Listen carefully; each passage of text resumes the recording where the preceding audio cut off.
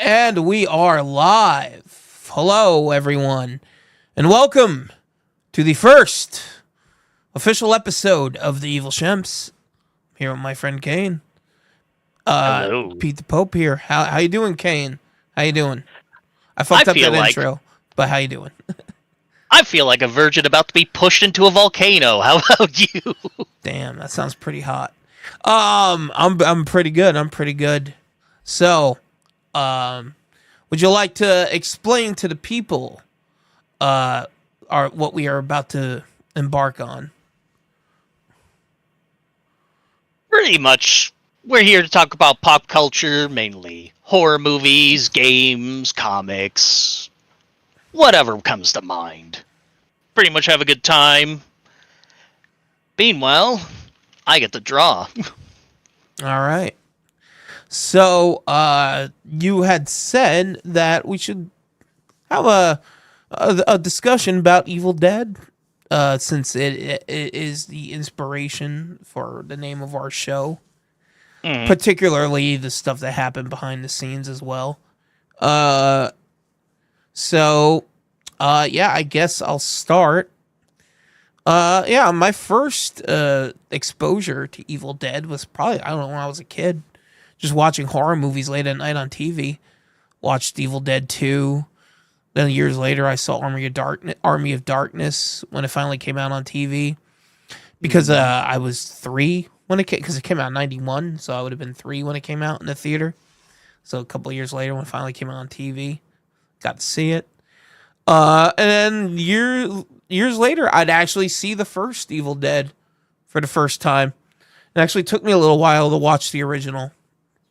Yep. And that was that was mainly my exposure to it. How about you? In my case, my first exposure of it was renting Army of Darkness at the library, and I didn't know anything about Evil Dead at the time, or that it was a sequel, just because of the name. Yeah. Then years later, rented Evil Dead 2 from the same library, and just realized this is the same actor. Oh. Oh. And you realize, wait a minute, things that happen in the opening of Army of Darkness are happening in this movie. Exactly that. And I realized, for whatever reason, the naming threw me off. Well, yeah. But, and then multiple years later, I was lucky enough to find the original Evil Dead for $5 at Walmart. Yeah. And I remember that those one was days. so fun. Mm-hmm. Yeah, unfortunately, physical media is becoming more and more scarce these days, particularly in department stores. I just heard that Walmart is saying that they're going to start phasing out physical video games as well. Mm-hmm. Like, everything's going. It's crazy. But, Even Target's doing it now, because I guess the logic is Amazon exists. Yeah. That's I guess that's it. But you said you had rewatched a newer movie we both enjoyed, Onyx the Fortuitous and the Talisman of Souls. Yep. Yeah, yeah. I mean, I actually, because you said that, it made me want to rewatch it. I mean, how do I say this? How many times has a YouTuber gotten the Kickstarted fund to make a movie and it actually turned out well? Right. Yeah, exactly. I mean, we all saw what happened with the Angry Video Game Nerd movie. You know? Or even the Nostalgia Critic movies, but... Well, those are, I think those are a whole horse of a different color when it comes to those train wrecks. I agree. You know, those were just 3 big vanity projects, and yeah, they were not that good. Want to know how well they turned out? Would you? I'm willing to bet no one here has ever heard that he made movies. Yeah, exactly. Well, Although, what's his name? Stone Gremlin made movies. I haven't seen them. Yeah, but I think you said you have. Brad Jones. Yeah, the cinema snob. Yeah, I've watched a few of his movies. He's actually really good. I actually like his movies. He has a good I'll have to indulge. he has a good sensibility when it comes to writing and directing. I actually did like he made a Cinema Snob movie and a sequel, and I actually liked both of them. Uh, he got Lloyd Kaufman to play his dad in the second movie, which was pretty cool. Yeah. So that was pretty cool. Okay. Yeah, All right. That alone. yeah, That alone yeah, has got me now. I'll thought that down. yeah. Mm. And then I watched Late Night with the Devil on Friday night. That was a lot of Hmm. fun. That was really good. They finally put it on Shutter, and yeah, it would. I keep forgetting the name of the actor, but it's the same guy who plays Polka Dot Man in the Suicide Squad. He's the Hmm. main guy in it. The talk show host. I think he was also. Go ahead. I was just gonna say he does a really great performance Mhm. as like this late night '70s talk show host. He really nails the role. Uh, they even have a lot of the like tropes you would see on a late night talk show back then, which it was all done really really well.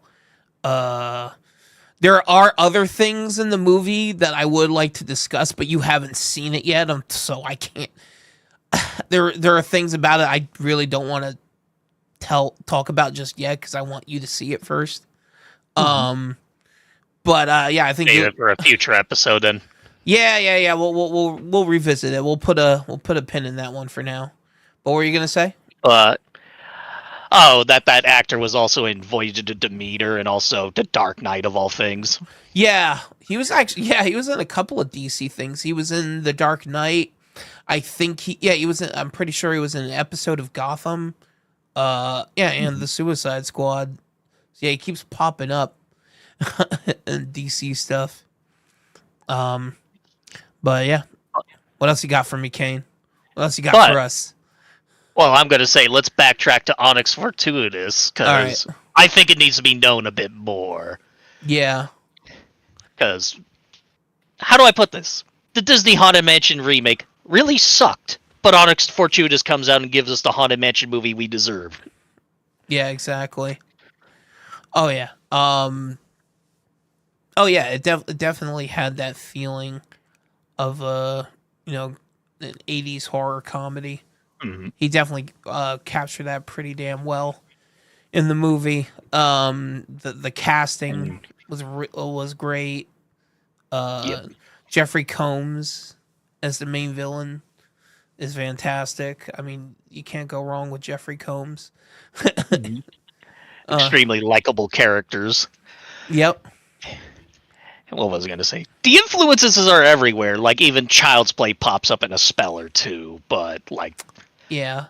just the idea of like we're going to have all the ghouls and monsters played by puppets, but we're going to be inspired by random things like Jim Henson, of course, but other things like kids' books that I cannot remember the name of off the top of my head at the moment. But Right. just that kind of like throw everything we grew up in a movie and make it work. Yeah. Yeah. And Just put everything in a blender and see what happens. But I loved the usage of puppets. Of course, I mean, any movie that uses animatronics and or puppets, I'm gonna love it. oh Uh, yeah. over anything with CGI in it. But as you pointed out, there is some minor CGI in the movie, but it's only to enhance certain attributes of items in the movie. It's Hmm. nothing that's like gonna take your mind out of the movie. Like, oh, that looks so fake, or or whatever. Yeah, because I'm on the fence if like great CGI is invisible CGI, like say Mad Max Fury Road, where it's like we'll erase buildings out of the background. We'll Right. add more buttes in the background. We'll add composite shots so that stuntmen are safe. Yeah, exactly. Stuff like that. Like when they blow up the tanker truck. Yeah. Mhm. But then I grew up on the original Pirates of the Caribbean where CG was at the forefront. And it still holds up relatively well because it did stuff that's relatively impossible with practical effects. So I mean, you could go Yeah, back even further than that and say Jurassic Park, because they did exactly. use digital effects in that movie as well. But I think that was, I think it's harder to notice the CGI in that movie because they blended with the animatronics and practical work in the film. Hmm. And it makes it blend more seamlessly, and it makes me wonder, like, why they didn't just keep doing that. Well, I guess money and time. I guess it's faster to make something in a computer than it is to build a whole animatronic and Yes and everything. no. It's also the aspect of control of like, I don't like the lighting in this scene. Oh well, I'm just going to use CGI to color correct it. I want more shit here. Well, Add that CGI. well, that's one Different thing, but factors. that's one thing, but I'm talking about them replacing entire like creatures, like creature effects with just CGI now. It's like now Oh yeah. they've just replaced entire like puppetry and animatronic work with CGI. Hmm. That's what I'm talking about more so. I Oh, mean, like Jurassic Park versus Jurassic World, where they put CGI over the animatronics. yeah, exactly. Or like that shitty The Thing reboot, remake, prequel, fuck you thing that they made, whatever it was.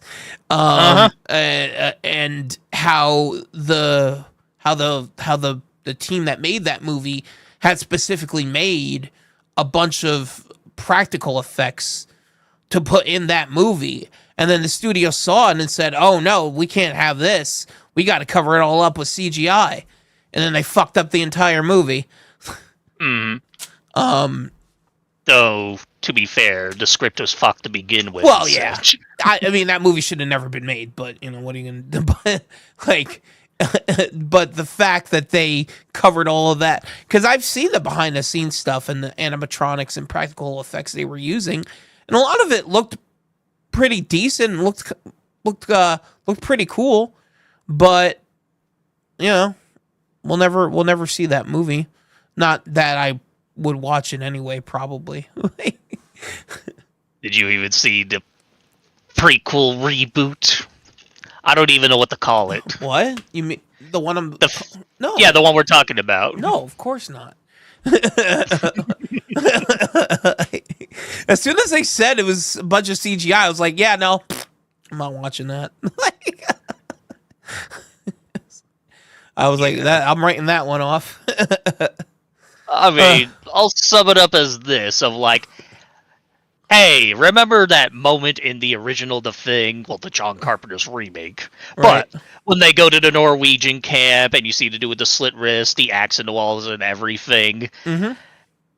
someone was like, you know what? Let's make a movie where we over-explain what happens with all that. Yeah, that's one Because of we the really care. yeah, We that's don't one need to know. yeah, that's one of the main critiques I've heard about it, is that they over explain everything. There's a bunch of exposition in the movie, and I Mhm. basically everything I hear about the movie makes me go, "Wow, I'm glad I never watched that." Yep. Wow, I'm glad I never wasted my time with that piece of shit. Um, Oh, yeah. yeah, Happier topic. yeah. Uh, um, oh, I started once again.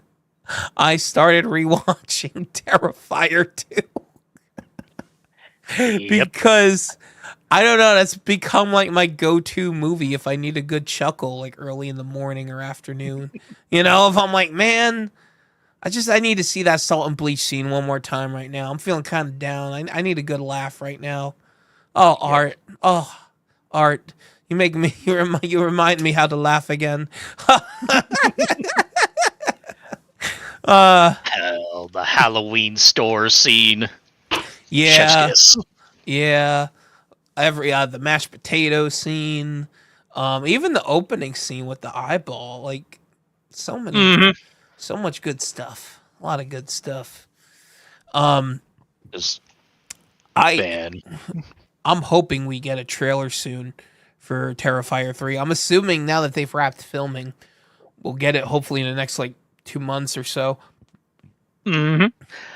I mean, I got high hopes. I'm just trying not to have Yeah. extreme expectations, but I got real high hopes. Terrifier 2, to sum it up, fucking excellent. I'm not Better gonna lie. slasher movie Yeah. than Halloween Ends. Yeah. I mean, I'm not gonna lie. I can't be more excited for Terrifier 3. I Hmm. am. I'm like I'm fuck. I feel like I'm fucking 8 years old again, all giddy and excited. Like, oh my god, I can't fucking wait to see those kills. Like, um, I just yeah. I mean, it's gonna be fun one way or the other. That's all I. Hmm. Especially since they're gonna bring back Sienna and the brother whose name I always forget, whose character's name I always forget. Yep, I can't remember if they said it much in the movie to begin with, but Yeah, Ian is the main character. yeah. I know I'm terrible, but I always forget that. It's funny too because I follow the actor on Instagram. The he has an Instagram account that I follow. But Oh, yeah, nice. so I know his name. I know the actor. I know it's Elliot Fulham. I know the actor's name, but I can never remember the character's name. Ah, no worries. um, But I have an idea. Let's propose predictions of what will happen in it, just to see if it'll happen or not well, later this year. well, I heard one theory of someone saying that Art the Clown murders Santa Claus, like the actual Santa Claus, at one point in the movie. Yep. And I'd be like, that'd be pretty metal. I would like that'd be pretty funny. Like if he actually murders the real Santa Claus, and Yeah. fucking go and like takes a suit and goes on a rampage. I'd be like, all right, I'd be down for that. How about Like a you? rated R Nightmare Before Christmas. Yeah, I'd be down for that shit for sure. How about you? Absolutely. What do you predict?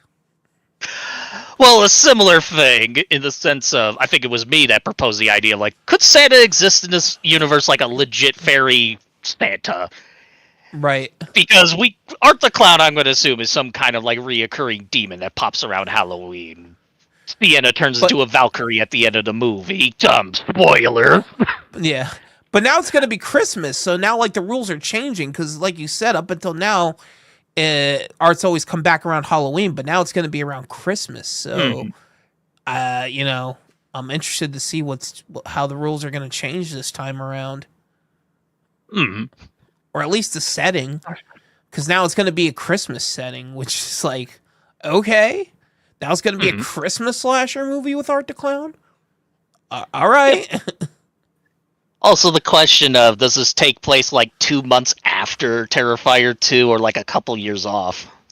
Or a year later. Yeah, or yeah, maybe it does just take place, like you said, like 2 months later after the events of Terrifier 2. I guess we'll have to Hmm. wait and see. I'm just wondering how, like, the whole setting of it being Christmas time is going to work because, like, how it's going to work with Art the Clown. Because you see a guy, like, you see a creepy clown walking around on Halloween, you just think that as the norm. It's like, oh, it's Halloween, just some guy in a creepy clown costume. But now that it's Christmas and you got a creepy clown walking around, it's like, how does that work? You know, Hmm. it's like that's out of the norm around that time of the year. You know, Not to mention from the publicity stills we saw it, him running around in a like a blood-soaked Santa suit yeah, on exactly. top of everything. Yeah, exactly. I think you're gonna catch some attention if you're just walking around like that around Christmas time. You know, Hmm. Or uh, it's places like say New York City, then it's every other day. No one's gonna mind. yeah. I live right next to New York City. I can tell you that's true. Yep. But yeah, I don't know. I don't know what they're gonna what they're gonna do with that. I'm interested to see for sure. I'm interested. Hmm. But yeah, I think that's gonna be one of the more interesting aspects of the movie, in my opinion, is how Damien Leone is gonna make that setting work for Art the Clown. You know, Because I mean, we've had slashers at Christmas multiple times. right? We probably have more slashers or horror movies based on Christmas than Halloween at this point. Yeah, But I'm really curious how Damien's got this handled. yeah, exactly. I mean, I'm excited to see whatever it is. That's for sure. So yeah. Hmm. I can't wait for that shit. How about you? What are you looking forward to? Pretty much that. Like, the only other thing that came out recently that I got a bit hyped for was Godzilla X Kong, but Yeah, and then you saw it and you were like, eh. well, it's more of like I would have loved it if I wasn't so spoiled by Godzilla minus one coming out months earlier. Right, That right. one might be the best fucking Godzilla movie ever. Well, But then coming out of that for a popcorn movie, a good popcorn movie, but popcorn yeah. movie nonetheless. Yeah, no, because I saw Godzilla minus one in the theater back in January, for that reason, it made me go, I'll wait for Godzilla X Kong to come out on streaming. I don't need to rush to the theater to see this. I don't feel a pull for it. I don't feel like, especially since the legendary Pictures MonsterVerse has been such a mixed bag. It's like, Mm-hmm. I can wait. I can wait for it to come out on streaming. I'm in no rush to see it. You know, uh, Yeah, because like every brand, it's gonna have highs and lows. Highest point right now probably being Kong Skull Island. Excuse yeah. me. Which I just watched for the first time, like not that long ago, and Mm-hmm. I was like, wow, I'm kind of upset I didn't see this in the theater. This was really fucking Oh good. yeah. Yeah. Like, let's gush about it a bit. I find it interesting that they're doing the Roger Corman thing of we want these A+ stars to star in our crappy monster movie. It's not crap, but it's that Yeah. kind of mindset. So we'll have Tom Fettleston, I believe his name is, Loki, Tom John Hiddleston. Goodman, Samuel L. Jackson to pop in a monster movie Yeah. and make it work, and it's fucking excellent. Mm-hmm. Oh yeah. The casting is excellent. The cinematography. Whoever was the DP in that movie, I gotta look it up. But man, did he do his fucking job! Some of the shots Yep. in those movies are fantastic. Yep, and speaking of some shots, there's one that always stood out to me because it's like a very blatant homage to Shadow of the Colossus when you meet the first boss. There's a part like right before Kong battles a Kraken, so to speak, but he just walks into frames the exact same shot, the exact same way as Shadow of the Colossus. Okay. It's just that kind of showing homages to all their inspirations going into this. I just Right. find that fascinating. We got a Yeah. weird problem where people are like everything needs to be 100% original when that's a lie. Well, all art comes from influence. Mm-hmm. It's like that whole argument is stupid. I always hate it when people say nothing's original anymore. Yeah, nothing has been original for a long time. It's how you reinterpret the same thing or put your own spin on or vision on it. That's where it becomes yours. Yeah. Mm-hmm. So I always hate that argument. Yeah.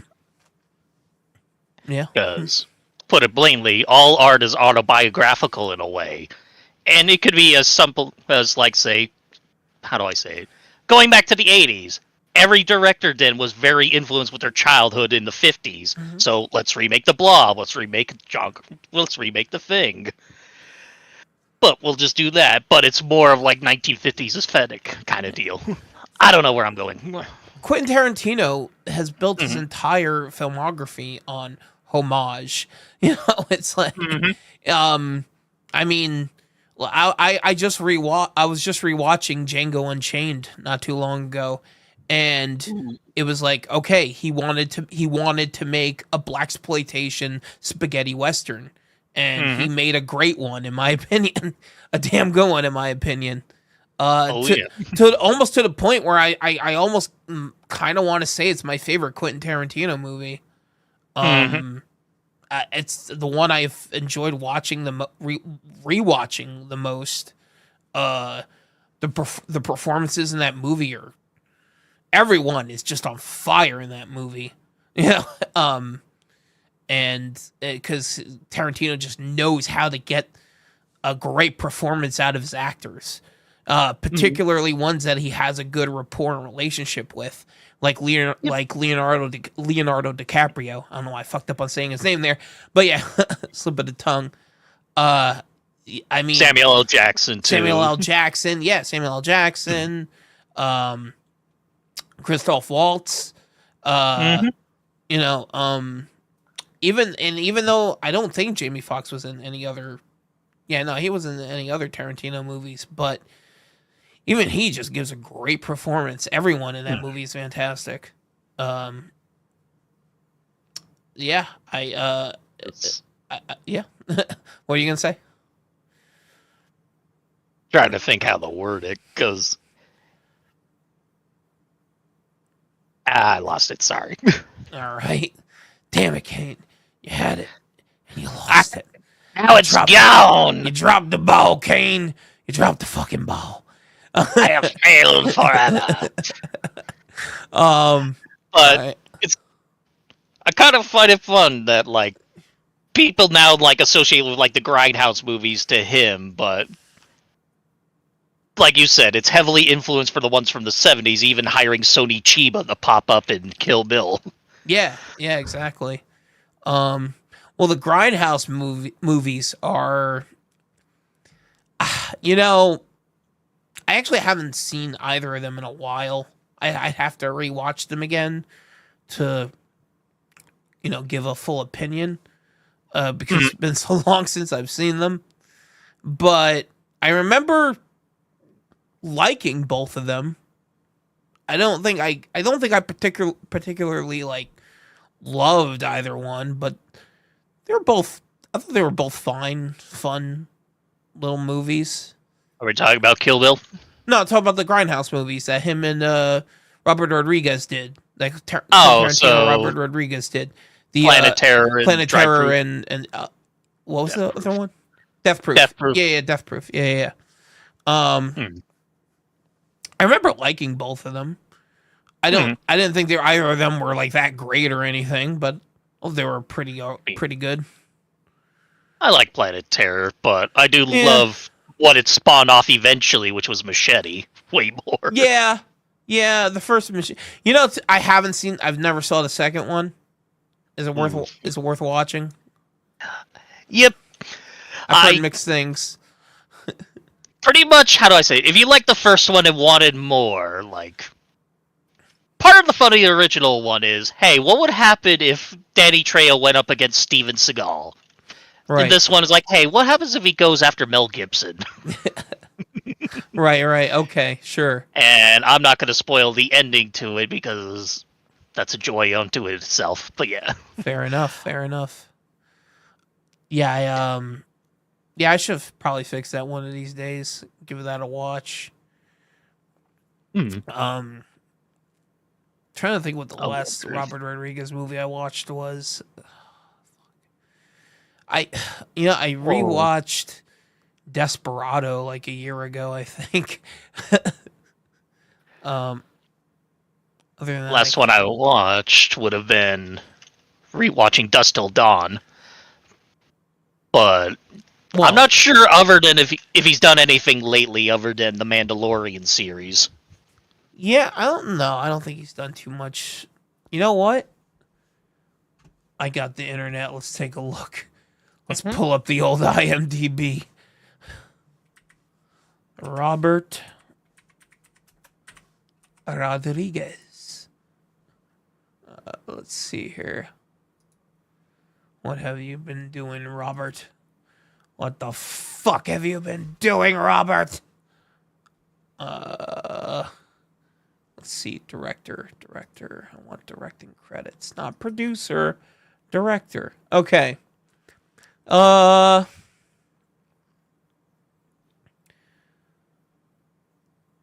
Let's see. Going down, he directed Spy Kids Armageddon, which came out last year. They made one last year? Yeah, apparently. That was brand new. I still want that fucking microwave. Yeah, apparently. Oh, it came out on Netflix. It was a Netflix movie. But he directed it. he wrote it and he co-wrote it with Racer Rodriguez. Is that his son or something? I don't know. I think that's his son. Yeah. I don't know. Whatever. He made that, and then he let's see. After that, he made some movie. He directed some movie called Hypnotic with Ben Affleck. Came out in 2000. Also came out last year, 2023. I didn't even hear about this movie. The hell? The Netflix problem. A detective investigates a mystery involving his missing daughter in a secret government program. No, it says it came out in theaters. I had no idea this came out last year. I had no fucking clue. All right. Yeah. Apparently. Then he did a Book of Boba Fett. Rebel Without a Crew, the Robert Rodriguez Film School. I mean that in 20. Oh, it was a TV series. Oh yeah, that's right. He briefly had his own. Does El Rey Nation even still? Is that even still on the air? I have no idea. I'm not sure. I know that was one of his books, talking about being like a struggling director and such. Well, he had his own TV channel for a bit, the El Rey Network. I don't even know if that's still on the air though. That one's news to me. I didn't know he had a channel. Yeah, that's what he aired the From Dusk Till Dawn TV series on. That's what it originally came out on. Yeah. I'm an idiot. I thought that was like Showtime or something. Nope. He had another show on the El Rey Network where it was just him interviewing different directors, and he had one episode where he interviewed John Carpenter, and another episode where he interviewed Guillermo del Toro, and I watched both of those too. But I found those online. I never had his channel. You'll have to send me links to those. Oh, I'm interested. Yeah. I'll have to find those again. But and it was cool because in the Guillermo del Toro interview, he's saying how like he was honored that del Toro gave him a Kronos device, because I guess del Toro has a thing where he gives like all of his closest like directors friends a Kronos device, which is fucking cool. Like, could you imagine that? Like, it's like, damn it, now I have a new goal of like what I want to get as a director. Like, I don't give a fuck about an Oscar. I just want Guillermo del Toro to give me a fucking Kronos device. I'll be like, I made it. I fucking made it. No one worth their salt now really gives a fuck about the Oscars. Yeah, exactly. It's like, more of a statement of like, hey, you want an Oscar? Yeah. Okay, cool. I'm not going. I don't give a shit. Yeah, right. Exactly. But yeah. So apparently it is still on TV. His network. Yeah. Oh no, it closed on December 31st, 2020. Well, shit. Oh wait, it's currently owned by a joint venture with Factory Made Ventures? Hold on, I'm confused now. It says it closed on the 31st of 2020. Relaunched on streaming. Oh. Okay. I see now. So I guess it's like a streaming app now that you can get, I guess. Or they moved on to something else, I'm not sure. I have no idea, but apparently that's a thing. Huh. I'll have to look into this further. But yeah, that's I guess that's where Robert Rodriguez is at right now. So yeah, he's still going. He's still putting out, making stuff and whatnot. Good. Yeah, good for him. Good for I am curious to give the Dust Till Dawn show a try. You know, mostly because Tom Savini says he's in it somewhere, but I don't know anything about the show. I tried watching it, and okay, here was my issue with the show. I think I watched like the first 2 or 3 episodes, I think it was, and here's my problem. It's the Gecko brothers again, like in the show. The whole opening 15 minutes in a movie with them having a standoff at the gas station, liquor store, whatever. that's the whole first episode. So they stretch out that whole like tight, great like opening like 15 minutes in a movie into like an almost hour long episode. So I'm like, why are they dragging this out? This is meant to be a very tight knit, intense scene, and they're dragging this out. Like, you know. So that was my first big issue with it. And my other big issue is the actor that they got to play Seth Gecko is trying way too hard to play it like George Clooney. And I'm like, okay, yeah. And I'm like, okay, if he's just going to give the same performance as George Clooney, I'd rather just watch the fucking movie. Or why didn't they just hire George Clooney over the 30-year difference? Yeah, exactly. It's like, you know, it's like, why not get an actor to give the same character an original performance, or just hire George Clooney again, like you said, you know? So yeah, that took me out of it too, because I was like, why do I want to watch dollar store George Clooney when I can just watch the movie? Yeah. You imagine if they did like a Disney CGI version of him, like bringing back Peter Cushing from the dead. Oh man, yeah. But in this case, it's like 90s George Clooney. fucking Rob Rodriguez fucking pulled some strings with his connections over at Disney or Lucasfilm, and he's like, all right, guys, I want you to CGI George Clooney in here, make him look young, make him look like he did back in the 90s. Yeah, that would be some shit. But man, that would cost them a lot of money. Not like Disney hasn't been dumping a bunch of money into their Star Wars shows now. Though it would be funny if they only spent like $10 on it, just like literally do a South Park magazine cut of a old picture of George Clooney and superimpose it on top of it. Right. Yeah. Oh shit. That would be funny. Just have like the mouth moving like a paper puppet, like yeah.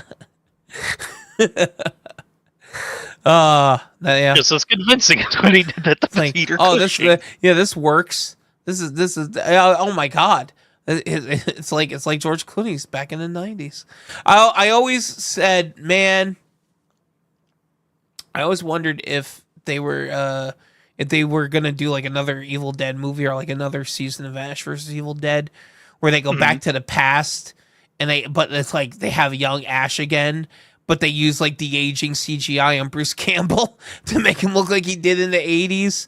I'd be like, oh my god, that'd be pretty cool. There is a bypass to that of if they just made that animated series we all want.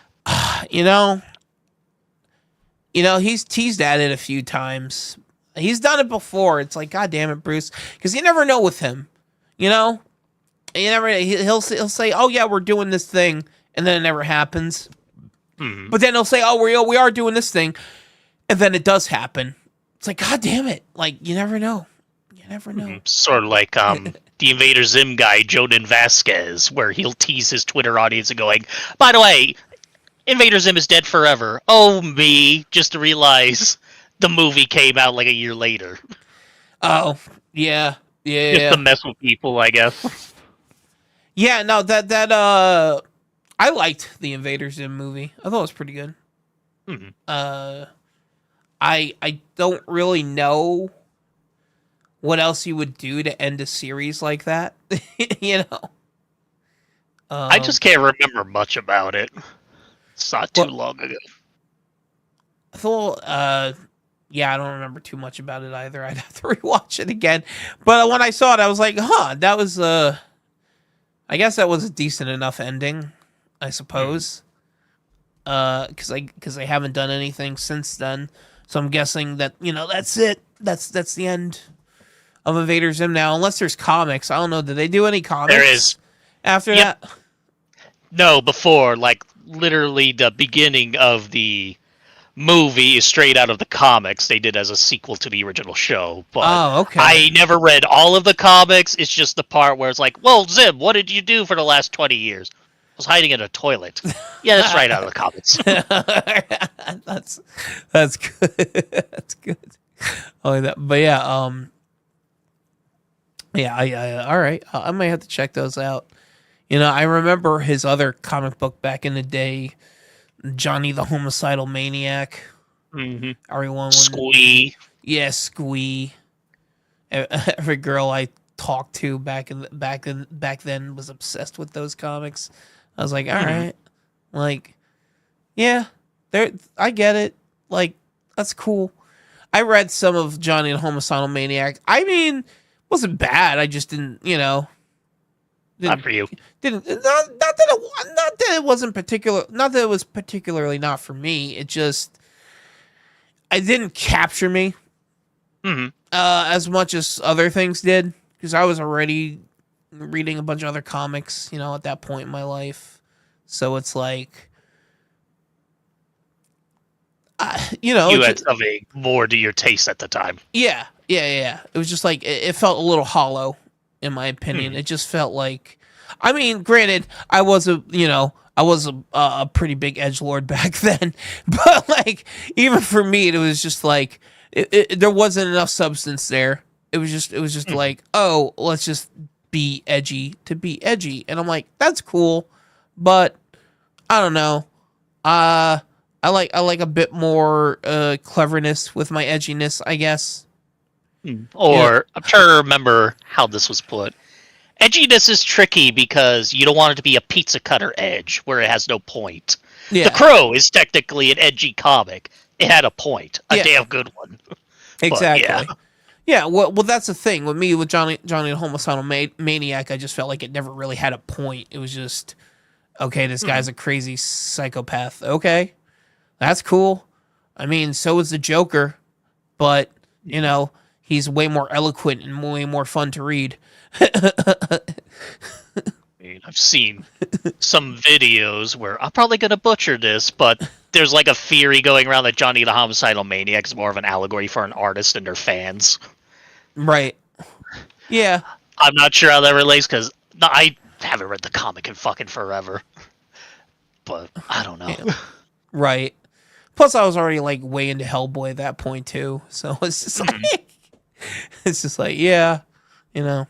Um, but I saw a bunch of the what was it the what was it, that squirrel thing he did Foamy, right? Was it the Foamy the Only, squirrel? only someone else. That's Ill Will Press. Oh, okay. You see, I always get that mixed up. I Yeah, was they're yeah. still going on YouTube. They still do live streams to this day. I don't know. I I haven't guess tuned 'cause- in a while though. I guess because the art style was a little similar. That's why I always associated it with Hmm. Vasquez. I always forget his first name. Was it Jonan. Jonan Vasquez? Okay. All right. Yeah. Um. But speaking of animated shows, did you never got around to watching Has Been Hotel, right? I'm not interested at all. Ah, that's fine. I get it. I liked it. E. Uh, Thanks for watching, everyone. yeah. That's it. Get out. Yeah. No. But whatever. I liked it. Um. Yeah. But hold on. I was looking at something. Yeah. Well, you can say something. Say something, Kane. Save us. Okay. What do you think of the upcoming Hellboy so far? How we got nothing with that yet. Well, hold on. Let me need to take a sip of water. Hold on. Hmm. I told you that I read a couple of weeks ago that Mike Mignola did a recent interview, and in the interview they asked him about if there was any progress on the new Hellboy movie, and he said it should be coming out sometime in the fall. All right. So yeah, we hopefully we'll get a trailer or a bit more information in the coming months. Hmm. Uh, you know, so as of now, I mean, I'm very optimistic about it. I'm actually pretty damn excited about it. I think this could end up being, in my opinion, if they do it right, the best Hellboy movie. Yep. As far as like adapting it directly from the source material. You know, yeah, everything I'm hearing about it, it's got me really hopeful. It's got me really optimistic about it. And as someone who is a huge fan of the comics and is, I would say, a casual fan of the movies, you know what, we've had We this. want to get into that. Let's do it. Fuck it. Let's do it. It's a show. All right. Let's get into it. You know, I mean, I've told you several times. You know, my main issue with the movies is I never feel like they properly portray Hellboy, like ever. And it's, I don't know. I get it. You know, when you're doing a movie, it's, you know, it's your adaptation, it's your vision.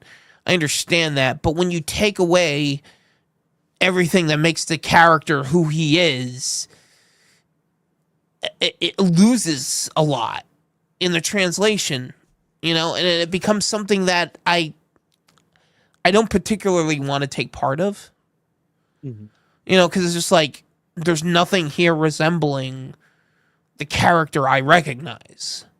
You know, This isn't what you signed up for, kind of deal. Exactly. Among everything. Yeah, and not to say that there aren't hints and shades of the actual character in both the Del Toro movies and in the 2019 Hellboy movie, because there are, particularly the 2019 Hellboy movie. Honestly, as flawed as that movie is, and I will admit, as movies, the Del Toro Hellboy movies are objectively better as movies. I will agree with that. But as far as being a accurate adaptation of the comic to screen, 2019 Hellboy takes the cake hands down. Because they take stuff directly from the comics and put it in the movie. The whole villain of the movie, the way she's portrayed is what was it? The Blood Queen. The Blood. Oh god damn it! Why am I forgetting her name? I know the actress name, but not the character name. Yeah, whatever. The Blood Queen. Her name. That bitch. Mila Jokovich's character. Yeah. She, you know, she did a pretty good job portraying the character. But I wish they got a better actress for the role, because that part is so, what's the word I'm looking for? It's so nuanced in the comics. That character, the Blood Queen, how she's portrayed and how she acts and how she regains her strength and rises back to power. It's one of the best arcs in the comics, and they just rushed through it in the movie, and that really upset me. But the way Hellboy is portrayed in the movie, in the 2019 movie, I'd say is a lot more closer to the way he is in the comics than he is than the way Ron Perlman portrays him in the Del Toro movies. Well, just for audience clarity, what was your problem with the Del Toro's version of Hellboy? He acts like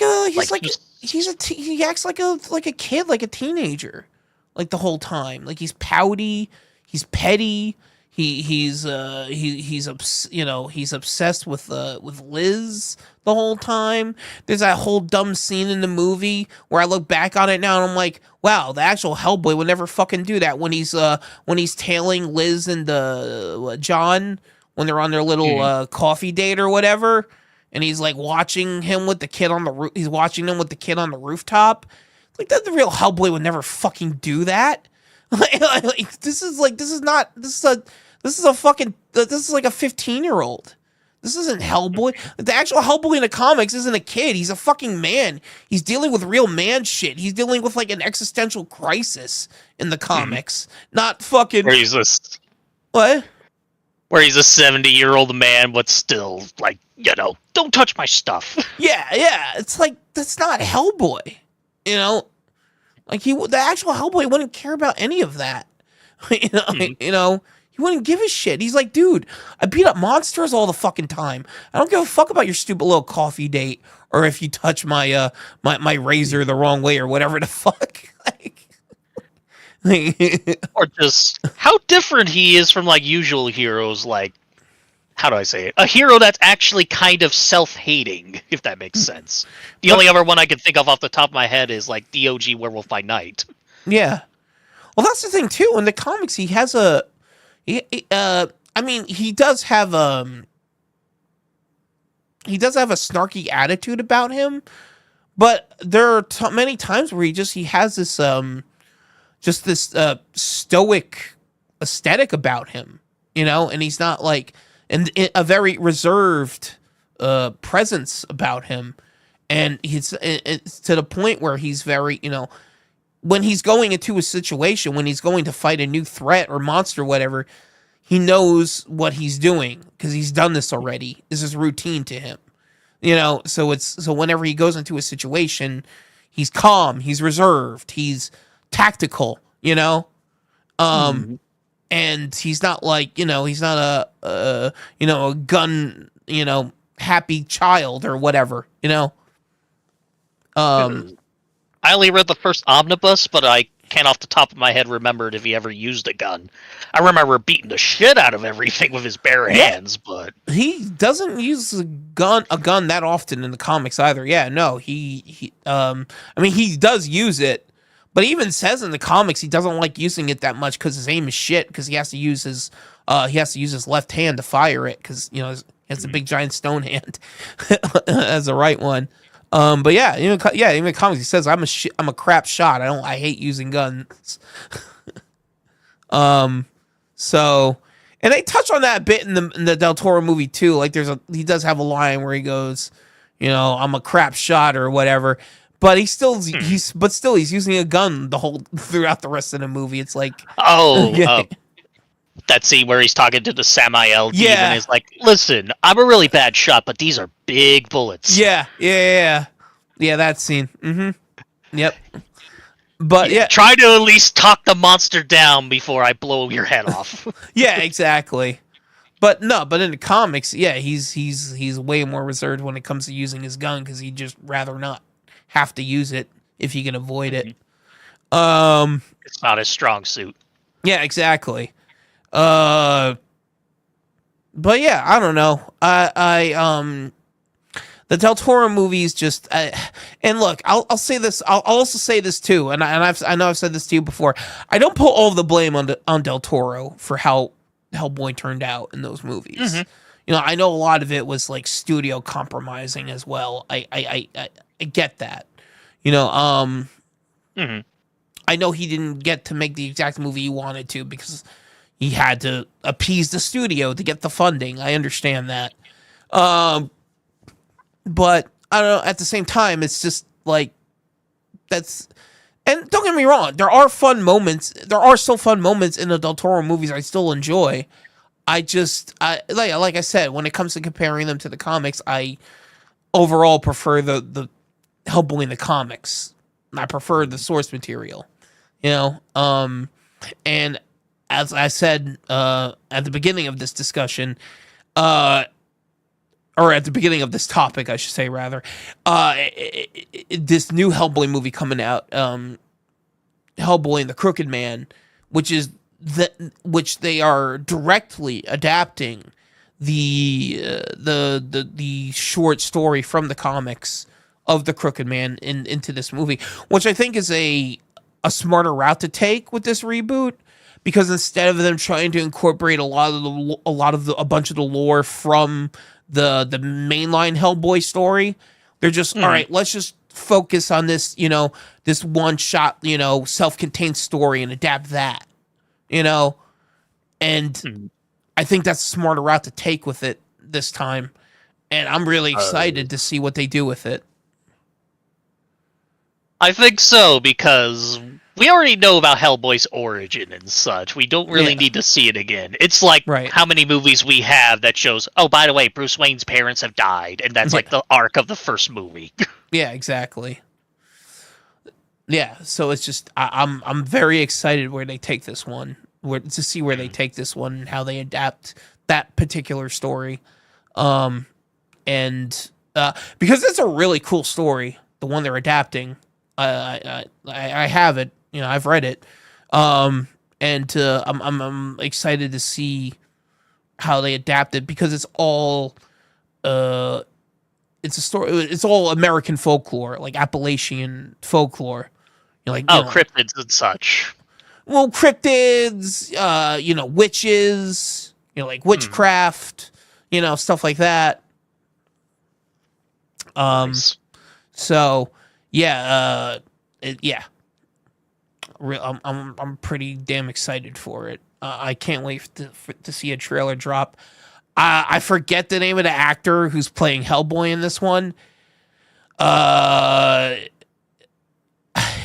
know he's a new guy. I know he's a younger actor because the story that they're adapting takes place, I believe, in the 50s.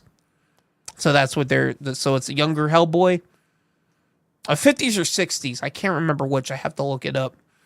But yeah, it's a younger Hellboy who's taking on the case. So, yeah, no, I can't wait to see what they do. Because going to how we haven't seen it, it might be for the best that we haven't seen what he looks like just yet. Because I know, like, the 2019 one got shit on so hard because we got to see what the makeup looks like too early. And David Harbour does a good job with what he was handed, but Right. Yeah, it looked a bit rough. I'm honestly upset we're not going to see him get a second shot at Hellboy. I would have loved to have seen him get another chance to play the character in a better movie. But unfortunately, I don't think that's going to happen. I mean, flat out, I just want more David Harbour in anything, because Yeah. he's great in Stranger Things. He's the best Santa Claus I've seen in a movie. Yep. Yeah. Yeah. That too. Absolutely. No. Yeah. He. Man, it sucks, man, because of how bad that movie got bombed. Because of how badly that movie bombed, it basically like scared him out of the role. Like it's just like yeah, I'm not touching that again. Like, and it Can't sucks. really blame him, though. Huh? Yeah. Can't really blame him, though, but yeah. No, that's the thing. I definitely, yeah, absolutely. You can't blame the guy, but at the same time, it's like he was the perfect choice to recast Ron Perlman. Like, he was, like, I mean, yeah, would Ron Perlman be preferable? Yeah, sure. Honestly, I would have loved to have seen Ron Perlman play Hellboy as Hellboy is meant to be played. I think that would have been amazing if you had gotten Ron Perlman to actually play Hellboy as the way Hellboy is meant to be portrayed. That would have been the performance I would have wanted to see more than anything. But David Harbour, I think was the perfect choice to recast Ron Perlman, because let's face facts here, Ron Perlman doesn't want to sit in a makeup chair for 6 hours anymore. He's old. He doesn't want to do that shit anymore. Or 6 or 8 hours, whatever it was. How long it took for him. Either way. Yeah, and and if David Harbour is willing to do that now and take on the role, or at least he was, back when they made the 2019 Hellboy movie, then yeah, that was great. But now, yeah, now he'll never do it again. So, I mean, can you imagine if they just stuck with animated Hellboy movies? well, I was just about to say that my dream adaptation. I've told you. Yep. Go I, ahead. the fucking an animated Hellboy adaptation helmed by Genndy Tartakovsky. That would be my dream Hellboy adaptation. Like, forget live action, just let Genndy Tartakovsky take it over in animation. He would kill it. He would fucking nail it so goddamn hard. I come in my pants just thinking about it. How good it would be. Yeah, that's what I want more than anything. And who knows? Maybe now that I'm putting it out there on the internet, maybe maybe the stars will align, and, and, and Relay relies. Gendy Tartakovsky makes Hellboy, and yeah, hopefully, eventually, the Popeye movie he's been wanting to make for years. yep. Um, you know, every time that it's funny you say Popeye because every time I eat my spinach salads now, I was like, whenever I get discouraged, I eat me spinach. Um, but yeah, that would be it. That would be it for me. If they did that, if they announced that, I'd be floored. I'd be like, oh my god, please, please let this happen. Please make this happen. Or Something out there. even if he's not like director per se, but like art director or like the head of the animation department, so to speak. Producer on it, head producer on it, yeah. Oh yeah. Because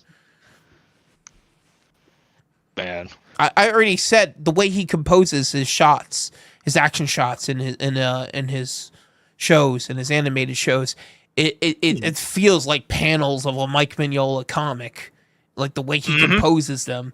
you know, or just how like the movement of the animation flows so well. I oh, think that's from his background as like a dancer as well, but maybe. he has a background as a dancer. I did not know that. That's interesting. Yeah. Oh, I love his direction style. It's so unique. Like you can tell when you're watching a Gendy Tartakovsky animated, you know, uh, Mhm. project, show or whatever. Um, the shorts, the Star Wars Clone Wars shorts he made Yep. back in the early 2000s were excellent. I still say all of those kicked the ass out of that stupid CGI series they made years later. Yeah, because once they got the CGI and it's like all the action stopped, it looked like Yeah, early 2000 CGI. I'm like, nope, I'm out. yeah, It just yeah. made me stop right there. But Mm-hmm. even his style goes to 3D pretty well if you ever saw Hotel Transylvania, the first one. I no, I never saw it because Adam Sandler's in it. No, no, I might try to watch that one of these days. I couldn't. I don't know. I never got around to checking it out. Let me put it this way: you'll watch it and forget Adam Sandler is the main character. All right, all right. I might give it a shot then. All right. Well, But you'll see what I mean. Of like, Gendy also does 3D well. It's hard. What he did was very insanely hard. From talking from animators from that movie. right. But yeah, All right. I need to use the little boy's room real quick. Can you entertain the people for a minute? mm-hmm. Okay, I'll be back in 1 minute or two. Yep, no worries.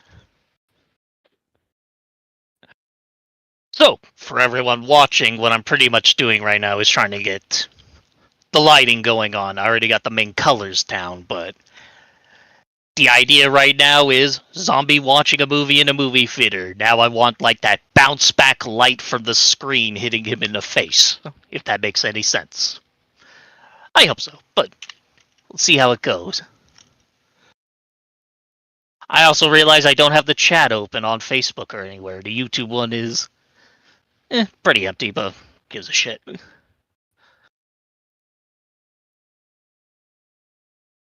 I'm also noticing that this dude is starting to look a bit more like a Dr. Wolfula's goulash kind of deal.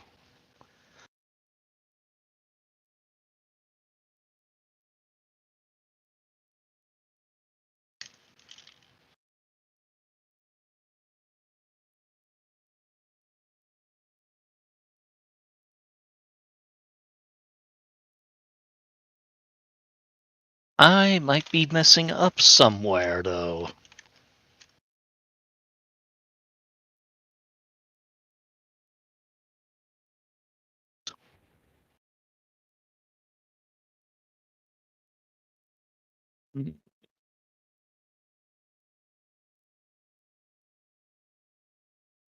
All right, I'm back. I'm back. I'm back. I'm back.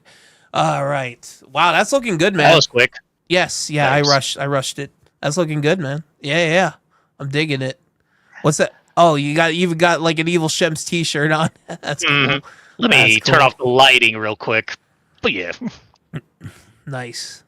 I was just telling that this oddly looks a bit like Goulash from Dr. Wolfula's channel, even though this dude's modeled off myself. Well, I like yeah, it's also got a bit of like the Fallout Ghoul vibes. Speaking of which, have you hmm watched any more of the show? No, just up to season 2. You mean episode 2? I mean, I'm a genius. Damn, I wanted to talk about it, but all right. Damn. What I else? mean, I like most of the characters so far. I'm not sure what they got planned with the Brotherhood of Steel thing of like, is this dude going to turn into the villain by the end of the series? But Right. I think it was you that just says, just shut up and watch it. I ain't spoiling shit. Yeah. Yeah. Well, that's the same thing with Late Night with the Devil. I don't want to say anything about it. I just want you to go into it cold, like just watch it. You know, I that's why when we were talking about it before, I barely gave any details about it. Just halt. Don't watch it, Kane. Yeah, yeah, yeah. You gotta watch it. Yeah. What else we got? What else we got for the people? Well, first things first. Do we have anything on like the Facebook chat? No. Well, I'm not Nope. on Facebook. Like I said, we're not streaming on Facebook right now. I'm gonna have to fix that for Thursday. Don't worry, I'll have everything straightened out for Thursday. I just wanted to get us going tonight on the YouTube channel. So at least we got Yep. this on the YouTube channel now, you know? Just something to throw on right now. Yeah. Yeah. Uh, Because Streamlabs, like I said, now I gotta like redo everything because it's all fucking stupid now on me for some reason. But yeah, what were you gonna say? I can't remember. So we're gonna go back to Hellboy, or wherever we left off. We were. Oh yeah, I was just. Well, I mean, I basically said everything I wanted to say. I just want that Gendy Tartakovsky series, man. Make it happen. Make it happen, Kane. You're out there in California. You're where all the famous people are. So come on, make it happen, Kane. Make it happen. Come on, do it. Fine. Do it, Kane. I'll pay him in $1. Come on, come on. I know you got the power. I know you got the clout. I know you got the pulls out there, man. Come on, get some furries on them. Get some furries. I bet you Gendy Tartakovsky. I am curious. Like furries trying to handle like a Hellboy animated series. That would probably turn out really well. It might. I mean, it might. they don't want to say it, but kind of furries run the animation department at Disney. They want to keep it hush hush, but oh well. Oh, really? Oh man. See, I knew you had the insight. I knew you had the insider info. I knew it. I fucking knew it, Kane. I knew it. Yes. Throw on the Doomcock voice. From my spies in there. I know this for a fact, but this is mindless rumor. No. Make it happen. Make it happen. Yeah. Oh man, that would be the dream right there. Just like 2 weeks, it just pops in, and all of a sudden you're like, hey, you must see this. Oh my God. Um, Tears of joy just fall from down my cheek. It's beautiful. man, what the fuck else is coming out now? Like, oh, yeah, Disney making a Blade movie. What do you think? Well, it's funny. We talked about this the other night. Like I said, if it's R, I'll see it. If it's not, fuck that. They did it with Werewolf by Night pretty well, but I'm just hoping like Yeah, they learned from it. yeah. No, yeah. If it's R, I'll see it. I'll go see it. I'll check it out. I'll hope it's good. I'll go in there with reasonable expectations. And yeah, I'll be hopeful. But if it's PG-13, no sir. No sir. Mhm. No thank Because you. because have you seen the glory that is the RoboCop remake? Yeah. Yeah. Yeah. Holy shit! My goodness. Did you hear that Scream Factory or Shout Factory just put out a special edition 4K release of it? I'm like, why? Why? Why would you? No, not till now. Now I'm Yeah. wondering whose idea was that? I don't know. But apparently they announced it like not too long ago, and I'm just like, why? Why would you do this? All I want from them right now is if they could somehow hunt down the Wes Craven cut of Cursed. That would be amazing. That'd be cool. I would get that. But I don't know if it's like buried somewhere or Harvey Weinstein's just hugging the fuck out of it in prison, making sure no one sees it. He has it stashed up his ass along with the copy of Kevin Smith's copy of Dogma. Fucking, that's another one that's another movie that he's holding a death grip of the rights on. He's a fucking piece of shit, man. Fuck that guy. Or can't remember if it was him that did this, but it's like, we're gonna hire Wes Craven to make a werewolf movie, except, oh no, this isn't what we hired you to do. You don't know nothing about horror movies. We're gonna redo everything. It's like, you gonna tell Wes Craven doesn't know how to make horror movies? What the fuck? Yeah, like how the fuck are you gonna say that to Wes Craven, dude? Like what? Wait, what? Yeah, that's that boggles the mind for sure. That's like going to John Carpenter. You don't know how to make a good slasher movie. Wait, what? This guy. You know how to make a great horror movie. Yeah. I mean, you should see the monster right away. Yeah. Like, And also, all of this paranoia and stuff is kind of boring. What it needs is, a machete. I don't know. is that what they did in the reboot or whatever? The 2011 The Thing movie? It was like, instead of actually having some like genuine tension, it was just like, No. what? Oh. You want to talk about it, Kane? It's hard to explain because it's one of those horror movies where you don't give a flying fuck about any of the characters. I can't even name one of them. So it's like anything happens, it's like, who the fuck cares? Yeah, right. Not to mention, the problem with prequels like that is that there is no tension because you know theoretically everyone fucking dies. Right. Yeah. That's huh? That's the part of horror movies of like the Texas Chainsaw Massacre poster of who will survive and what will be left of them. That's pretty much the suspense of going into some horror movies or slasher movies specifically of who's gonna die, how will they die. If you know everyone dies, you don't care anymore. Yeah, exactly. You know, at that point, all the tension's gone because you already know everyone's gonna die. So it's all right. Mm-hmm. It's just a matter of when. It's not a matter of who anymore. It's just a matter of when. It's like, all right, I guess it's happening now. Okay, like okay, now this is happening. Sort of like you've seen Voyage of the Demeter, right? No, I haven't seen it yet. No, I gotta change that soon. I mean, you could talk about it. I don't really give a shit. I don't care about spoilers. Oh, that same problem of, like, the first 10 minutes, okay, you know precisely who's gonna live, who's gonna die. So now it's just, like, waiting to see if you're right or not. Okay, right. Yeah, I mean, I've been meaning to check it out. I guess it's... Yeah, I'll watch it. I mean, fuck it. It's Dracula. I mean... Exactly. It's a fun time. It's just that one major flaw took me out. Sort of like you see the Friday the 13th remake, right? Mm-hmm. Yeah, the one where they got the dude from Supernatural to pop in. And it's like they did not spend that much money for him to come in and die. Yeah, it sucked. It was terrible. It was bad. Thank you for reminding me of that terrible movie. You're welcome. Yeah. That fucking movie, man. That fucking movie. I don't know.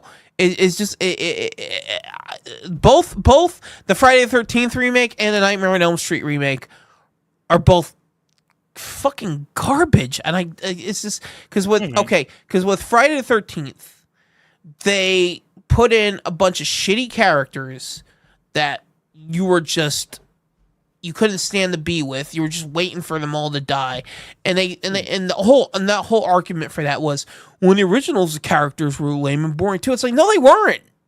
Like, watch those movies again.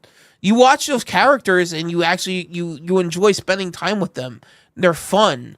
They're they're fun to to watch and and see what they're doing throughout the movie. And then eventually, yeah, when they come to face Jason, it's like, oh fuck. I guess this character's done. Damn, that kind of sucks. But the kill was cool. So on to the next one. 3D eye zoom popping at the camera. Yeah, yeah. So I think that's how a slasher should function. You should want to care about the characters, because if you don't, why are you going to sit there and watch the movie if you don't care about the characters? Or even going back, perfect example, Terrifier 2. Yeah. Because Terrifier, the first one, I can't remember the name of any of the characters to save my life, but in number 2, we love Sienna. We like it's the family dynamic and everything. It's characters we relate to and like. Yeah. So it oddly makes Art the Clown more interesting because he's fucking over people we like. Yeah, exactly. No, yeah. Except for, the person that refused to give him Halloween candy. She deserved it. Yeah. No, yeah. How are you not going to give Art the Clown candy on Halloween? Like, come on. Like, you're just asking for it at that point. Yeah. Oh, man. Oh, yeah. Like I said, when I need to pick me up, I put on Terrifier 2, particularly the salt and bleach scene. Because oh yeah, it's a good laugh. It's a good laugh. And I had my friends, some of my friends over Saturday, and my one friend, I was talking to him about movies, and he's not a big horror guy, or he's not a big slasher gory movie guy, and I'm just like, like, I get it. You don't like the gore, like, you're a bitch. It's cool. No, I'm kidding. But that's fine. He was, I was talking to him about Terrifier 2. I was talking to him about Terrifier 2, and we were talking about comedy and horror movies and horror comedies and like subverting expectations and just comedy and film in general. And he goes, when I watch, he says, my friend says, when I watch a movie, I like, if it's gonna have some comedy in it, I like to laugh. I like jokes. I like good humor. I'm like, and then I go, oh man, there's a ton of great jokes in Terrifier 2. There's that one part where Art the Clown, like, he scalps this bitch, like slashes her eye open, like cuts her up, rips her arm off, and then like, after he's like mangled her and everything, he runs out of room, and then she thinks he's gone, and then she starts crawling across the floor to reach her phone, and then like a minute later he comes running back into the room with salt and bleach and starts pouring it on her. I was like, that's hilarious. It's a great joke. He goes, that's not what I'm talking about. I'm like, oh, whatever, man. Like, or my favorite one is the Halloween store. The suspense of, he's gonna kill someone. Just when and how. With what? Because I've said this before, but the fun of Art the Clown is... How do I say this? Michael Myers usually has the steak knife. Jason has the machete. Leatherface has the chainsaw and everything. With Art the Clown, he literally drags around a bag full of random crap, so you never know if he's just going to use a claw hammer. He could have a fucking Joker-style punching fist. Yeah, like I said... You never know what he's going to do. Like I said, he's got a big bag of tricks, and you never know what he's going to pull out next. That's the fun of it. It's like, it's just like the mystery of what he'll pull out next from his big bag of tricks. I love it. I love it. But the Halloween store is like, you're on edge because he's going to pull some shit. You don't know when or where, but it also does the fun thing of, while you're on the edge of your seat waiting for something to happen, it still can find a way to make you laugh with the fucking sunflower goggles, the boo-googly eyes, the whole... That honestly, honestly, like, everyone always references the sunflower glasses, but my favorite was the hand glasses when he's like this. I thought thought that was hilarious. Or just the moment where like the cashier's like, "Oh, I'll get you a bag. Just hold on 1 minute. I'll be right back." And all of a sudden, sneak. The slow creep, and and then he slowly raises the horn next to her. Man, man, you can tell we love this fucking movie. I know. Well, also, I'm just a sucker for a great physical performance, which what David Howard Thornton put forth in that film, 100%. Absolutely. Like I love it. I love the facial expressions he makes. I love the way he moves. I love all his little, subtle, quick, swift movements and everything. I don't know. Everything he did in that movie was great. Every time he's on screen, I just love it. I love seeing what he's gonna do. I want more. Yeah. I want more. God damn it! I want more Art the Clown. I mean, I want like fucking Terrifier 17, Art in Space, where he's just floating in space doing the miming swim. Just swimming to the International Space Station or a fucking space shuttle floating in the atmosphere and just pulling out a can opener and getting inside somehow. He opens Everyone at the International Space Station is like, "Oh, God, Dimitri, you bought a clown costume here?" Nope. He opens up the air to fucking duct and everyone just starts getting sucked out. Or he just taps on the window and drills a tiny hole, then it becomes the ending of, what was it, Alien 4? I'll call it Resurrection. Oh, yeah. Oh man, I mean, could you imagine if it gets to the point where like years later there's a Terrifier reboot with a new actor playing Art the Clown, and it's like, imagine if it gets to that point of him being that much of a horror icon that the franchise eventually gets rebooted years later. I mean, he's kind of an icon now. Oh, he is. He's definitely a horror icon in his own right now. That's the thing that that pissed me off with my friend this weekend, because I was getting an argument about him of like, just because it was an independent film, that doesn't mean it makes it any less valid in the horror community. If anything, it makes it even more so valid because it's like it's an original horror film that we all want. We all want new original stuff to get excited about. We don't want the same thing over and over again. I mean, yeah, sure. If they make another fucking Halloween movie, we're gonna go see it. If they make another Nightmare on Elm Street movie, yeah, we're gonna see it. If they make another Friday the 13th movie, sure, we're gonna watch it. But we want new shit. We want new stuff. It's like, I mean, if they make a new Evil Dead thing, yeah, I'm gonna go see it because they already announced that a new Evil Dead movie is in the works. Which I guess we should touch on that as well. What are your thoughts on that? I'm not sure what to make of like a new movie because they want another spinoff like Evil Dead Rise and such, and I'm for that. I'll be there. But what I do really want is like that animated series. Bring back Bruce Campbell to do Ash, and then just go over the top of the fucking animation. I want either an anime. I'd be happy with either I'd be ecstatic about an animated series. That would be awesome, great, amazing. I want that too. But as I also, I would be happy if they just made an Evil Dead movie with Pablo and Kelly and Brandy. Agreed. At this point. Spoiler alert.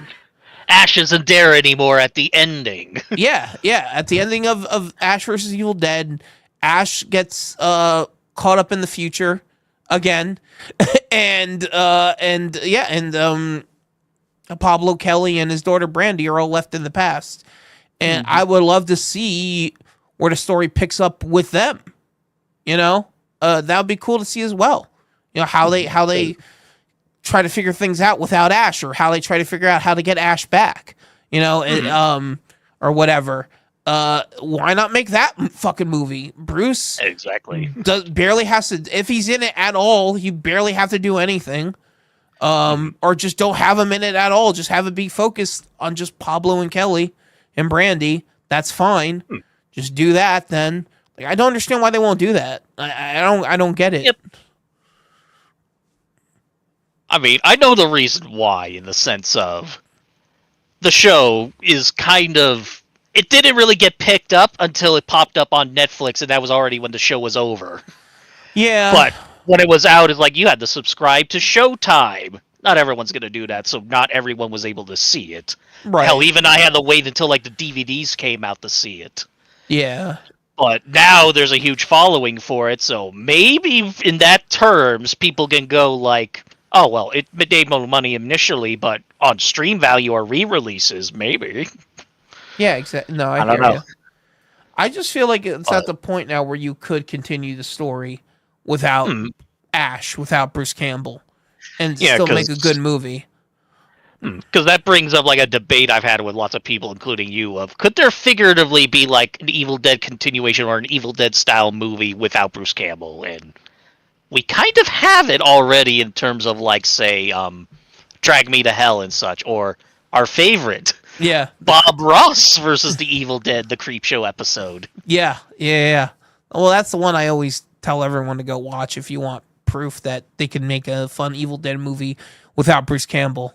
In the same vein of like Evil Dead 2, you know.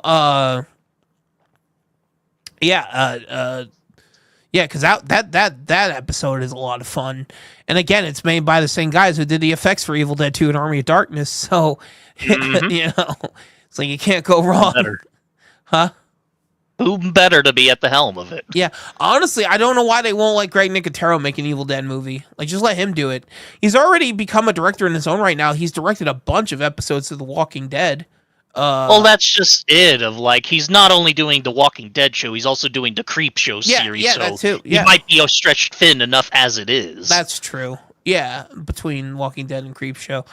Yeah, but I don't know. Well, I mean, the mainline Walking Dead series is over now. Now it's just all the spin-off stuff, and I know he still does effects and stuff for the shows here and there, but I think now I think he may have outsourced a lot of that stuff to other people that work for his company. I think he has a bit more time now. I would hope so, a bit more free time. So I don't know. Maybe he's just never been approached about it. Maybe he's just never, you know. Maybe it's just like maybe him doing that short on Creepshow was his way of saying, "Hey, I would like to do this." You know, like I would like to make an Evil Dead thing. Like let's you know, who knows? Because we're kind of at a weird point with Evil Dead of like it's continuing without the characters or anything. The only thing apparent is like Necronomicon pops up in random building. Yeah. Yeah, I had a lot of mixed feelings about Evil Dead Rise. Like on one hand I liked it, and then the other was just I had my issues with it. But Because my weirdness with that one is like it's a good horror movie. yeah, It's just I don't know if it's a great Evil Dead movie. that's my main issue with it. Like granted, yeah, it's a pretty damn good horror movie. Is it a good Evil Dead movie though? In my opinion, not really. Or even like the 2013 Evil Dead reboot. It's a good horror movie, but well, nah, fuck that movie. I didn't like it was trying too hard to be Evil Dead. At least with Evil Dead Rise, we have an original setting. You know, at least we're out of the cabin in the woods. Even though for some reason they still had to start the movie with a cabin in the woods, and it's just like we didn't need that. You could have just started at the apartment building. We didn't need that opening. Like, I especially that opening shot pissed me off where it's homaging like the opening shot of the original Evil Dead with, you know, the Sam Raimi camera work of the camera going, you know, through the camera just flying through, yeah, flying through, and then it cuts to it just being a drone. I'm like, man, fuck you, movie, like fuck you. That was so fucking lame. I was like, God damn it. I was like, yeah, I hated the opening to Evil Dead Rise. I'll say that much. I forgot about it until now. Yeah, I thought it was pointless. I thought it was dumb. I was like, there was no reason for that. You could have just had it at the apartment building. Like, just start it there. We didn't need that bullshit to because they bookend it with the movie. They bookend that whole thing with the movie, and it's just there was no reason for it. It was just we need it. Okay, the reason was we need to establish this is Evil Dead. So here's a cabin in the woods, and here's a Necronomicon. There, it's Evil Dead. Now let's get to the apartment building.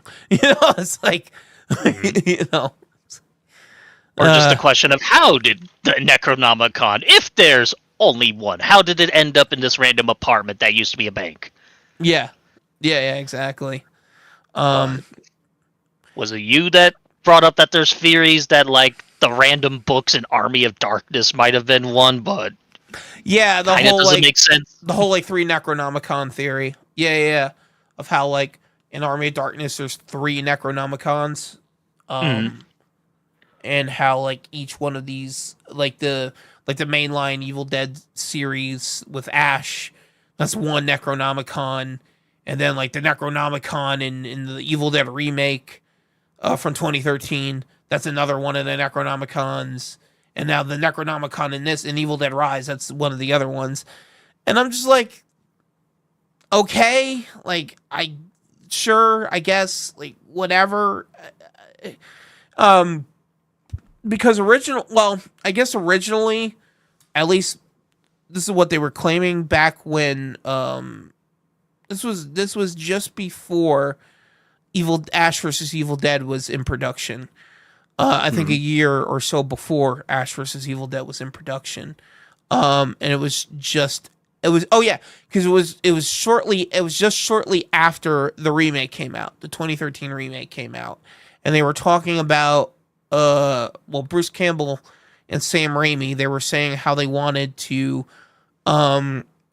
cross the 2013 Evil Dead movie with the mainline Evil Dead series by having some like multi-dimensional type Evil Dead movie where they were gonna like have Ash go into like multiverse travel with the Necronomicon to the 2013 Evil Dead universe or vice versa or some bullshit like that. And it all sounded pretty cool and interesting, but I'm glad they didn't do that and just made Ash vs. Evil Dead. Yeah. Because it was just like, all right, I'll go ahead. Because even way back then, we got really tired of like multiverses galore. Yeah. We didn't really need one with Evil Dead. Yeah. So if they do ever end up making that animated series or making any type of continuation with the mainline Evil Dead series, whether it be with or without Bruce Campbell, whether it be with just Pablo and Kelly and Brandy, or if they do. Bruce has said that he would play Ash again if Sam Raimi directs it. So, we'll see. But I still say fuck it. Let Greg Nicotero make an Evil Dead movie. Let him make an Evil Dead movie with Pablo and Kelly and Brandy. Like, just let him do it. Like, stop wasting time. Or what could be a fun idea is like going back to the Creepshow series of like, what would happen if they did spin-off episodes every now and then of what would happen if Necronomicon popped up in blank? Yeah, exactly. Yeah, that would be fun. Like, that's the kind of shit I like. Yeah, like let's just have the Necronomicon pop up in random places, and let's see what happens. Let's see what type of havoc it can wreak in this setting. I'll go ahead. It just starts with the idea of like random person walks into a Barnes and Noble. You never see their face. They walk over to the kids aisle and in like the Goosebumps section, they sneak into Necronomicon somewhere. That's actually the way one of the Evil Dead video games ends. It's it was what was it? I think it was Evil Dead. I think it was Fistful of Boomstick. I think it was the first Evil Dead game that came out on PlayStation 2 and Xbox. Where it ends, where Ash gets sucked through a portal into another universe, where the Necronomicon is being commonly sold at like bookshops all over the place, and people are just buying it. Yeah. So Curious if I still have my Simon Necronomicon, that fraud book from the 70s. Probably not. so But whatever. Side note. we Go ahead. are at an hour and a half now. Actually, almost an hour and 35 minutes. Want to keep going? Yeah, I think we still got much to talk about. All right. Oh. What do you got? What do you got then? I mean, we'll go on an hour. I got a list. Have Alright. you ever read any of the comics? Of what? Of Evil Dead? Yep. I've never read any of the Evil Dead. I know there were Evil Dead 2 comics. I read the comic book adaptation of the first Evil Dead movie, the one that Dark Horse put out, and I have read a lot of the Army of Darkness comics series that Dynamite put out. So that's what I've read. What about you? None. I've only known they existed because Amazon keeps recommending like Ash versus Reanimator or something like that. Yeah, I've read that. Yeah, that was put out by Dynamite. That was part of their Army of Darkness run. Yeah. That's a fun one. The Ash versus Herbert West Reanimator. That was a good read. I haven't read any of like the newer ones. I know like they're still putting them out. But yeah, I stopped reading them a while ago because I was reading a lot of them back in the late 2000s, early 2010s, and then like I kind of fell off after that. But yeah, Any particular reason or just no, I just fell off. Fair There enough. was other things going on in my life at the time, and didn't have as much time as I used to read comics and stuff, and just fell off and never got around to picking them back up again. Although I wouldn't mind trying to pick them up again at some point. Although now, in retrospect, it seems kind of silly to do so since Ash vs. Evil Dead is continuing the official canon now, in the which makes the comics seem kind of pointless. Because up until Ash vs. Evil Dead, that was the only official continuity we had were the comics. You know, because the first Army of Darkness, the first official Army of Darkness sequel comic that came out by Dynamite was Army of Darkness: Ashes to Ashes, and it picks up like right after the ending of Army of Darkness, and it continues that story. It continues the story from there. So up until that point, that was the only official continuation we had. But then they made the show, and now it seems kind of, now it's like, oh, well, now we have an actual official continuation with Bruce Campbell. So kind of makes the comic seem kind of pointless now. I mean, there's still some fun in the idea of a what-if story. No, for sure. But I've read a lot. I've read so much of it that now it seems like, do I really want to like go back and revisit it and keep reading more of it when I've already read so much of it? And now knowing that we have the show now, do I want, Yeah. And the show is excellent, don't get me wrong, but yeah. Yeah. I mean, maybe one day I'll revisit the comics, but I don't know. I'm not planning on doing it anytime soon. I mean, they're a fun read. I mean, if you want to check them out, I'd say go for it. Don't get me They're wrong. on my list. Yeah, don't get me wrong. They're a fun read for sure. I wouldn't try to dissuade you from reading them. But yeah. Go for it. Go for it. What else you got, Kane? Come on. You said you had a list. Come on, Kane. Come on, keep we it going. mostly gone through it. No dead air. No dead air, Kane. Come on. We're at an hour and 40. Well, we hour 40 got minutes dead in. air right now. You must accept the silence. But no. What else you got? What else you got loaded up in that barrel? I just want more fucking Evil Dead. Oh, we all do. Kane. I want more Evil Dead, but I want more Evil Dead with Bruce Campbell. God damn it! But I guess that's asking for too much. Or just like I said, just a continuation with Pablo and Kelly and Brandy. I'd be happy with that at this point, honestly. Because at least then we have an official continuation of the mainline Evil Dead universe. It's like, okay, even though Bruce isn't here, at least this is a continuation of that Evil Dead universe. That Pablo's now taking up the mantle of Hefe, or Yeah. El Jefe, or whatever he pronounced it. Yeah, you're the Hefe now. Yeah. Man. Yeah. I think I'd be... I mean, it did what it was supposed to do of leave us wanting more. Yeah. That's the best I can say about it. I mean, there's lots good I can say about it. The show is fucking great, like the movies. But I want more. Please. Yeah. Sam Raimi! Give me! Give it to us, Sam. Give it to us now. Yeah. Hopefully soon.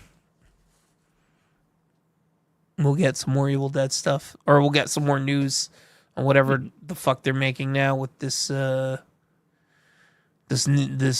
Evil Dead movie they announced, which is probably just going to be another spin-off Evil Dead movie, which I'll go see it, but man, I'm just going to be like, man, just give me more Bruce.